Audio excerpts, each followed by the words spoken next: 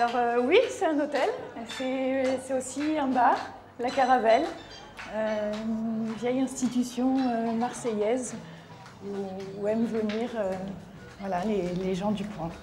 Pour laquelle vous avez eu un coup de cœur, je crois, non? Un grand coup de cœur, oui. Nous voilà. Waouh!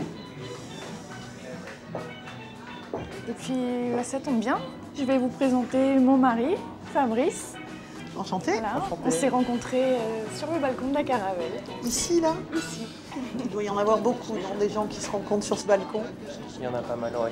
C'est un bon lieu pour l'amour. En parallèle à la frénésie de Marseille, capitale européenne de la culture, il est des lieux de rêve qui vivent leur vie, aujourd'hui comme hier et comme demain. La Caravelle, petit cabaret d'avant-guerre, situé au premier étage de l'hôtel Bellevue sur le Vieux-Port où se posaient les marins, poursuit son chemin d'univers hors normes, hors mode. Ionia, conscience du caractère mythique de son acquisition il y a 5 ans, vit son aventure Caravelle comme une histoire d'amour. Tu es très jeune, Iona.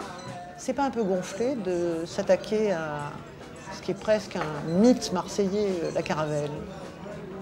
Quand il y a la passion, non. Ça a été vraiment un coup de cœur. Donc, bon, c'est pas toujours évident, hein. C'est beaucoup de travail, un emblème pareil, mais c'est tellement passionnant qu'on oublie tout. C'est quand même un lieu vraiment dans son aspect qui est très ancien. Donc changer quoi que ce soit, non. Je fais mon maximum vraiment pour le conserver, pour que ça reste ce bar mythique que c'est depuis début 19e.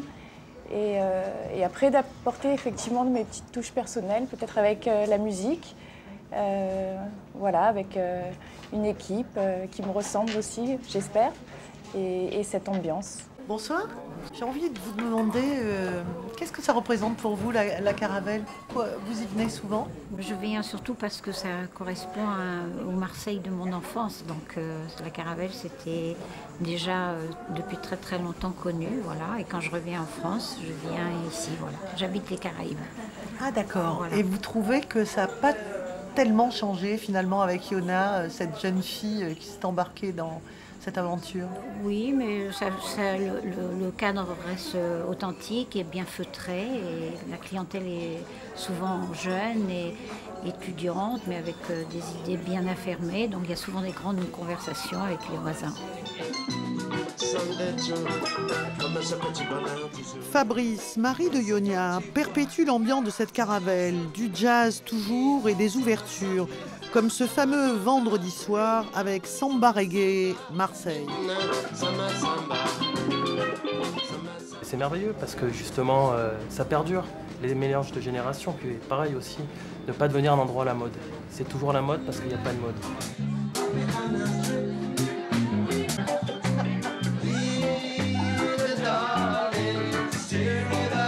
Et elle a fait un bon boulot pour une petite nana dans une ville comme Marseille, c'est très bien.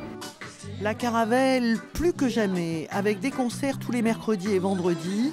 Pour tout savoir, provence-hall.france3.fr, petit bain de culture bien sûr.